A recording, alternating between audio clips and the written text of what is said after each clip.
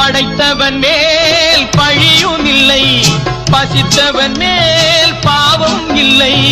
கிடைத்தவர்கள் பிரித்து கொண்டார், உழைத்தவர்கள் தெருவில் நின்றார். பலர் வாட வாட சிலர் வாழ வாழ ஒருபோதும் தெய்வம் பொறுத்ததில்லை. கொடுத்ததெல்லாம் கொடுத்தார், அவர் யாருக்காக கொடுத்தார்? ஒருத்தருக்கா கொடுத்தார்? இல்லை.